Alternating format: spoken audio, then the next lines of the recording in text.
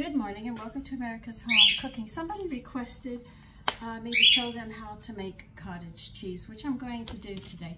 But I also want to bring to your attention, if you make sour cream or you make yogurt, it's not what you get in the store, because they add other things to get a texture and stuff that they're doing. When you make it homemade, it's going to be different. So don't assume you're going to get what you get in the store. It is a little different. Now, you're going to need a pot. You're going to need a thermometer because we're going to heat this up to, let me see, how high do we have to go? To 150 degrees, all right? So you need a gallon of milk and you're going to pour it in, and I'm going to show you. And we're going to go through this and I'm going to show you how to make your own cottage cheese.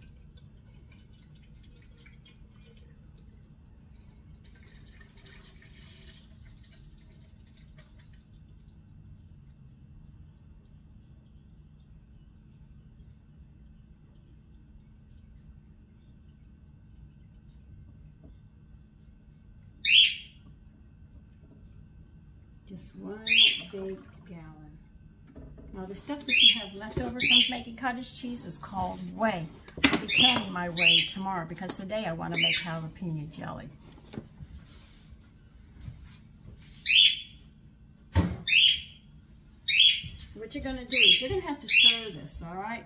Because if you don't, it's going to burn at the bottom because it heats up at the bottom. So you can feel up here and say, well, it's still cold.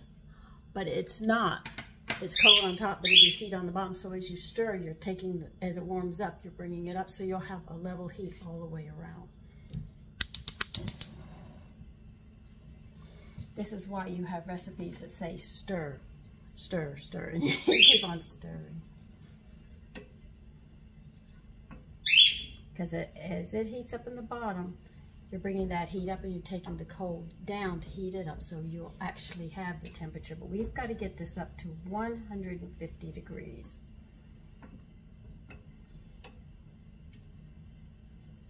Okay, yeah, I knew I had that set. This is going to take a little bit, but you keep on stirring. I can show you this is exactly what I'm doing. Exactly what you have to do. You stir it and make sure you definitely watch that temperature.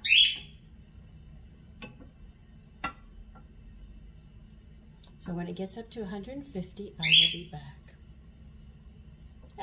Come on. Okay, I'm at 149 and we're just about there to 150.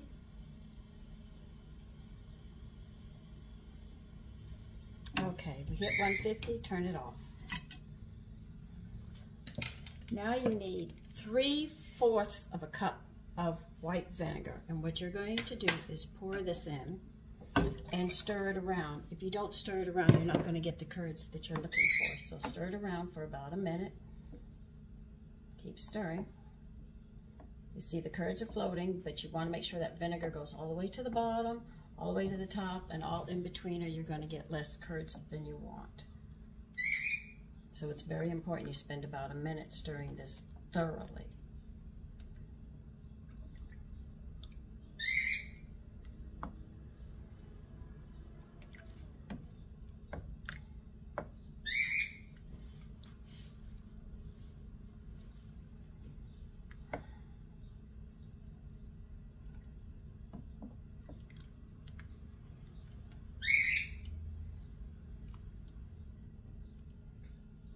See all the curds coming into it?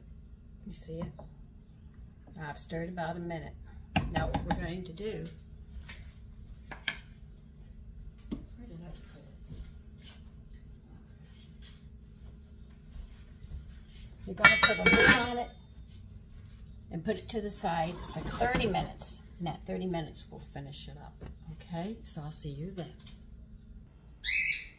Okay. Now we're ready to sit there and strain it. You're going to need a big bowl. I have to put mine in the sink. You're going to need a strainer. Now you either need 2 layers of cheesecloth, but I'm using my dish towel. I call them dish towels. In the 50s, what we dried the dishes with were known as dish towels.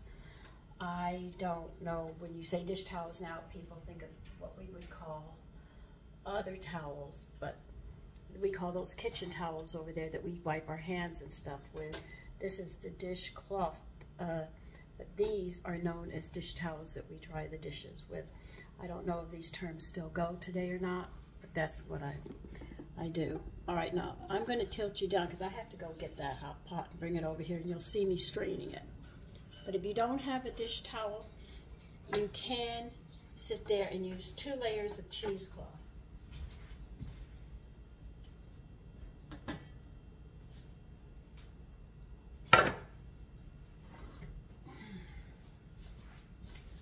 Okay.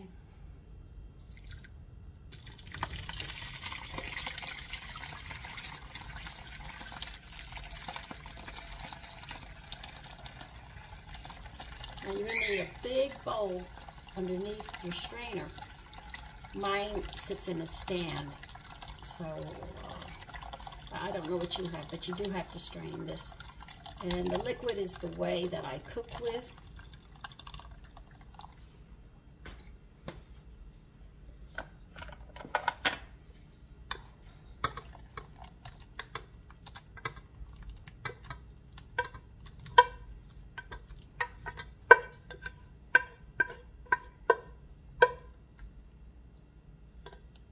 So nothing here will be a go-to waste in any way, shape, manner, and or form.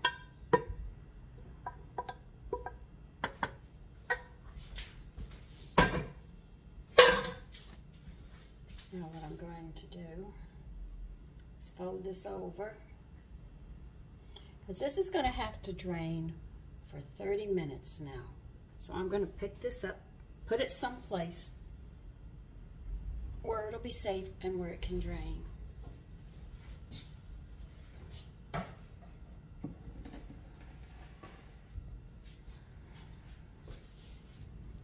So this is going to be another 30 minutes, and then after that we will actually season, you know, put the salt and the heavy cream and stuff together, and we will have cottage cheese.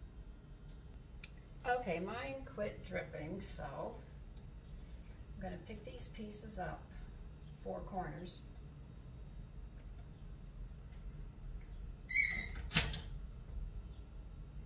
And move this out, put it over here. We'll talk about this way after, what you can and cannot do with it.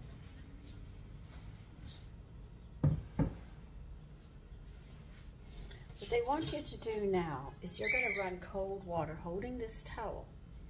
You can actually watch me do it, all right?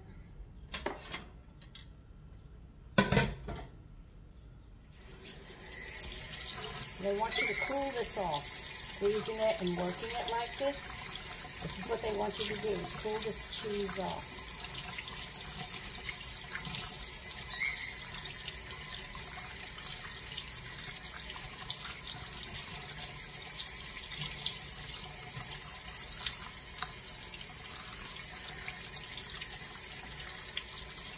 You'll feel it when it gets cool. You won't feel the heat in it.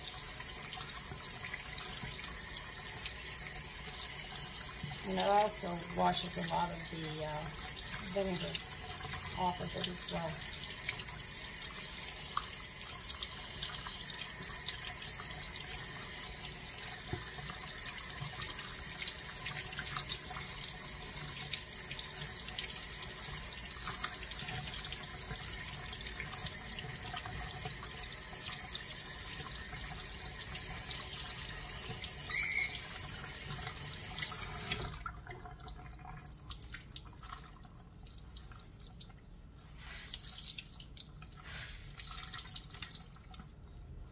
While you're wringing it dry, you see how I'm doing it?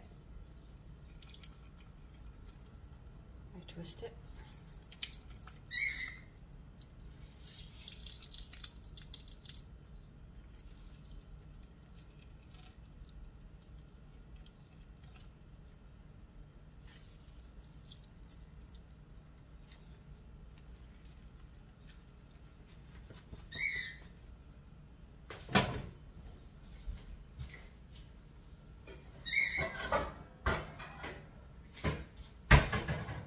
Get a bowl. Oh, let me bring you over here now.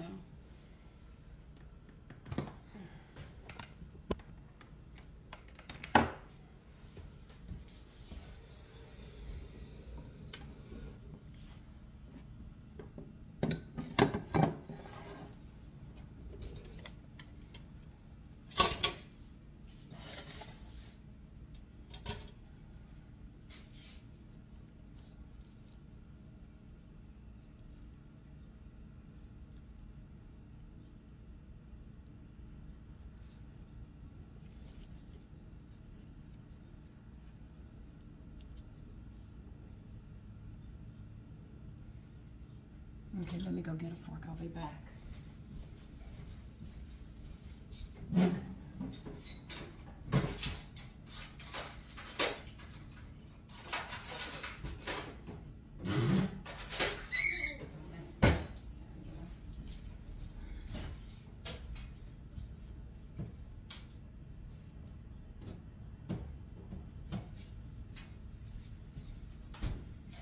Now, you want a ½ cup of heavy cream or light cream.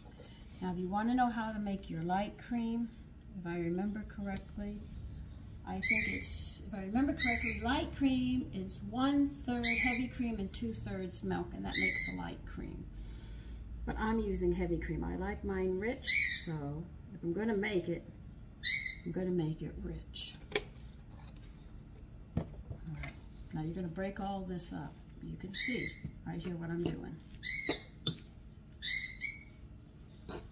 You see it's going to lump, so what you want to do is break it up.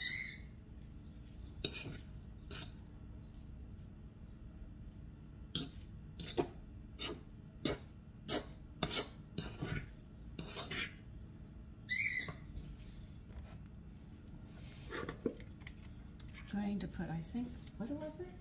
Where did I put my recipe? Oh. Yeah, 1 teaspoon salt. I just wanted to make sure. If you have a salt problem, you might want to put less, you know, but it does state 1 teaspoon. You're going to work that in.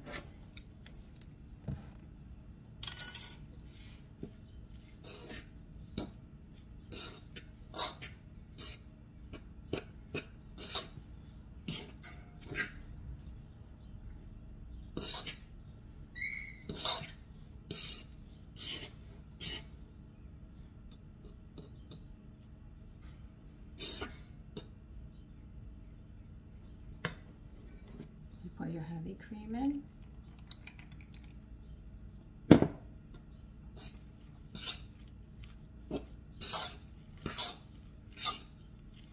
Now, if you like more heavy cream, you could add more, but this is the recipe. I like mine a little more heavy cream in it, so I pour mine in. Now, as this sits, the curds are going to start soaking up the heavy cream or the light cream, whichever one you use.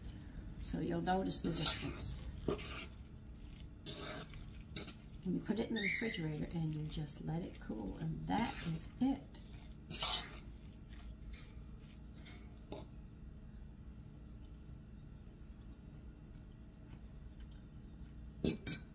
I'm going to put mine in the refrigerator with a lid on, and that's how you make cottage cheese. So, I hope that helps. Now remember, it's not going to quite taste like the cottage cheese you get in the store because they add other stuff to it. So this is why you have to be aware that when you get a recipe and it's homemade, it's going to be different.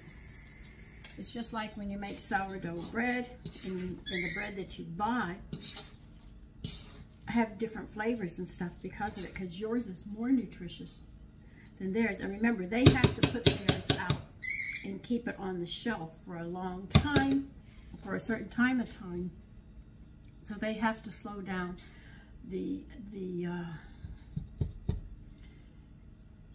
it's out my head. You know what I'm talking about, okay? To retard the bacteria in it, and that's what they do, all right? So just be aware of that this is going to taste a little different. It's not a horrible taste, believe you me, it's really good. My family loves it. And then I sit there and I can fruit, and I'll put this and put canned fruit around it, or put it in a melon, a cantaloupe. You know, you cut the cantaloupe in half, you dig out where the seeds are, put the cottage cheese there, and then put a whole lot of fresh fruit that you've canned. Or if you buy it at a store, you can use the fruit cocktail. You pour it over that. That's a meal on a hot day. Anyway, take care. And to the person who asked, I can't wait to see your homemade cottage cheese. Take care. Bye-bye.